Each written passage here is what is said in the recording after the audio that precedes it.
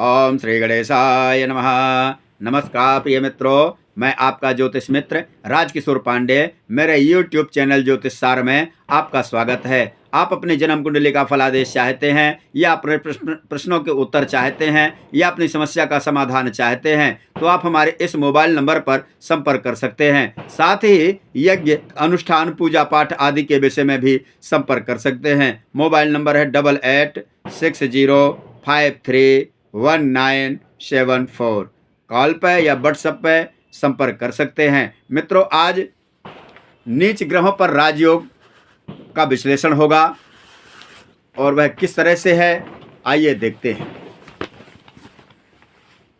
राजयोग छठवें भाव का स्वामी, अष्टम भाव का स्वामी और द्वादश भाव का स्वामी नीच का हो, कहीं भी बैठा हो, लग्नेश स्वराशि का हो या उच्च राशि का हो, लग्न को देखता हो, परस्पर इस प्रकार की स्थितियां बनती हैं कि पराशर ऋषि कहते हैं कि महानतम राजयोग का निर्माण हो जाता है।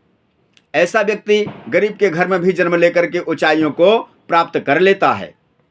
धन, मान, सम्मान, प्रतिष्ठा की कोई कमी नहीं होती है। अब दूसरा सूत्र पेश करता हूं आप लोगों के सामने। छठवें भाव का स्वामी, अष्टम भाव का स्वामी या द्वादश भाव का स्वामी, तीनों भाव के स्वामी नीच के हों और षष्ठेश, अष्टमेश, द्वादशेश इनमें से कोई भी नीच का हो और लग्न को देख ले तो महानतम राजयोग का निर्माण हो जाता है। मित्रों, यदि छठवें भाव का स्वामी नीच का होकर लग्न को देखता है तो जातक को चैलेंजेस तो बहुत आते हैं, आलोचक बहुत मिलते हैं, प्रतिद्वंदी बहुत मिलते हैं, रुकावटें बहुत होती हैं, आर्थिक तंगी, आर्थिक परेशानी का भी सामना करना पड़ता है, लेकिन अंततः वह राजयोग का सुख भोगता है, राजयोग उसको प्राप्त होता है। यदि अष्टम भाव का स्वामी नीच का हो, चलिए कोई राशि या कोई लग्न ले लेते हैं, मान के चलिए कि वृष लग्न ले लेते हैं।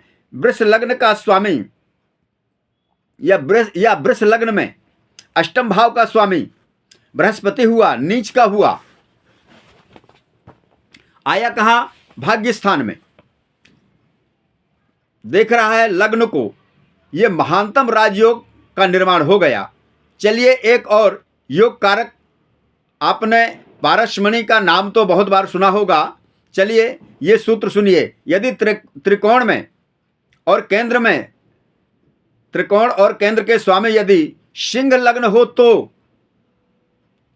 मंगल राजयोग कारक हो जाता है। कर्क लग्न हो तो भी मंगल राजयोग कारक हो जाता है, क्योंकि त्रिकोण का स्वामी होता है। लेकिन पारसमणि वाला सूत्र क्या है, इसे सुनिए। योग कारक ग्रह हमेशा योग बनाते हैं, चाहे वो 6, 8, 12 में ही क्यों ना हो, और योग कारक ग्रहों को कोई ग्रह देख ले या युति कर ले, साथ में बैठ जाए, तो आने वाला ग्रह भी पनपने लगता है, क्योंकि योग कारक ग्रह में मां लक्ष्मी का और भगवान विष्णु का आशीर्वाद होता है। मां लक्ष्मी और भगवान विष्णु का ऐश्वर्य होता है योग कारक ग्रहों में। कहते हैं कि सत्संग का फल, इसे कहते हैं सत्संग का फल। सत्संग का फल, जैसे कि त्रिकोण के स्वामी लक्ष्मी और केंद्र के स्वामी विष्णु जी, इस तरह जीवन रूपांतरित हो जाता है। जैसे कि एक कथा आती है नारद ऋषि की। नारद ऋषि की कथा किस प्रकार से है कि एक अंगुली माल हुआ करते हैं, जो हर किसी की अंगुलियां काटने का ही उनका काम हुआ करता था। लेकिन नारद जी के प्रभाव में आकर के उनके जीवन का इस तरह से रूपांतरण हुआ कि उनका पूरा जीवन का चैप्टर ही चेंज हो गया।